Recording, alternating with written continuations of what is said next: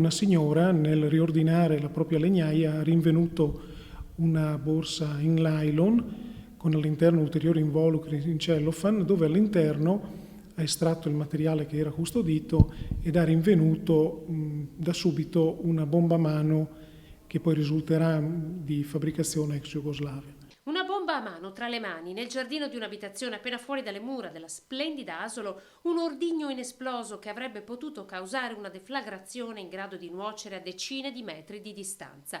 La sorpresa prima e poi la paura alla scoperta insieme all'ordigno di munizioni e molto altro. All'interno quindi sono stati aperti gli involucri, all'interno sono state trovate 2 bombe a mano, modello 75 di fabbricazione ex Jugoslavia, un caricatore per fucile d'assalto AK-47, cosiddetto Kalashnikov, oltre a 136 cartucce calibro 7,62 e altre 70 calibro 9. Immediatamente l'intervento dei carabinieri, assieme anche agli artificieri, carabinieri artificieri, è stato quello di mettere in sicurezza l'area, proprio perché nel centro del paese dava sicuramente dei problemi in ordine di sicurezza. Bombe a mano difensive usate in guerra dai soldati durante la fuga. Il ritrovamento risale al 19 maggio scorso. L'attività di indagine da parte degli uomini dell'arma della compagnia di Castelfranco Veneto è scattata immediatamente, prima con il disinnesco delle bombe e poi con il loro sequestro e parallelamente con le indagini che hanno portato all'arresto di un pluripregiudicato trevigiano di 63 anni,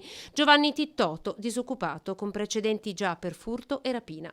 I militari sono arrivati alla sua identificazione grazie alla comparazione del DNA effettuata dal RIS di Parma con le tracce genetiche trovate sulle buste che custodivano gli ordigni.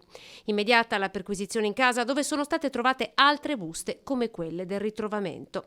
L'uomo in passato aveva abitato proprio lì accanto e avrebbe usato dunque la casa dell'ex vicina come nascondiglio per il suo arsenale da guerra. Con il provvedimento notificatogli nella giornata di ieri è stato associato alla casa circondariale di Treviso. Questi reati, fra l'altro la detenzione di materiale deflagrante da guerra, oltre a parti di armi da guerra, munizionamento da guerra e comune da sparo, sono previste pene piuttosto severe in materia di reclusione.